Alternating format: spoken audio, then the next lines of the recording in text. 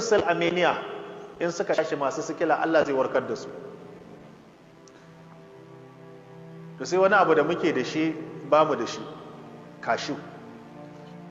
Wani mai amfaninsa suka ce duk wanda yake samun ƙwallon kashu mai kama da gyaɗan nan yana ci, ko kuma ya samu kashu ɗin a gidansa a matse masa shi, ya samu ruwan ko da rabin kofi ne a wuni ka sha sau 2.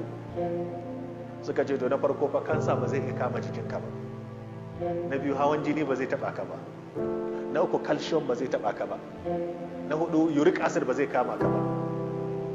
Suka ce kuma mafi girma ma abin da ya fi shine duk wasu abin da ka sani a jiki yana garkuwan jikin haka zai dinga hawa. To sai kuma aka yi magana aka ce to ganyen ayaba me fa'idarsa? Malam Abu Marwan al-Andalusi sun yi tarayya da shi da wani wadda ba musulmi bane, ana ce masa Professor Az da Elizabeth Renta. Elizabeth Renta ta ce ita tana gani akwai wani ciwo da su a likitanci ba su da magani. Sunan ciwon da turanci Parkinson, za ga mutum yana girgiza. Har yau ba ta da magani a likitanci.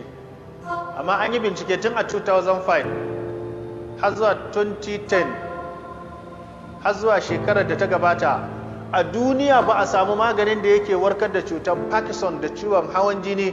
Suka ce hawan jininka ko ya kai helicopter tashi.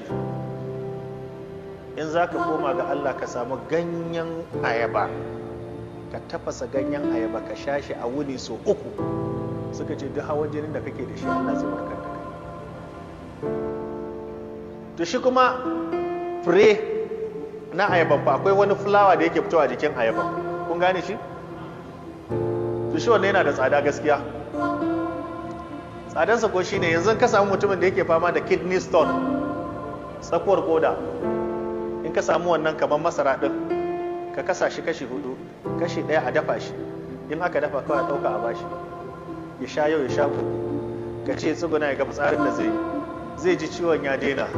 Fitsarinsa zai kasance tsakuwan zai fashe ya rugurguje ya fita, sannan mikin da tsakuwan ya kwanta in zai ci gaba da sha na sati 2 kuma zai warkar da shi da izinin Allah ba tare da operation. Da za ka ce masu matsalan ido ba, da mutanen da suke matsalar rashin mantuwa, za ka ce to su yi amfani da ganyen gwaiba mana. Domin shi ganyen gwaiba yana da manya-manyan sinadarai guda 3, akwai vitamin C, akwai vitamin E, akwai vitamin A. Wannan manyan sinadarai ne masu tasiri a jiki. Za ka ce to tafasa ganyen gwaiba fa na farko yana taimaka ma karfin ido, na biyu kuma yana daidaita kwakwalwa. Amma ita kwakwalwa tana samun matsala ne lokacin da abubuwa guda 4 suka haɗu mata kuma tauhidi ya zamto babu a jikin mutum. Yasa aka ce na farko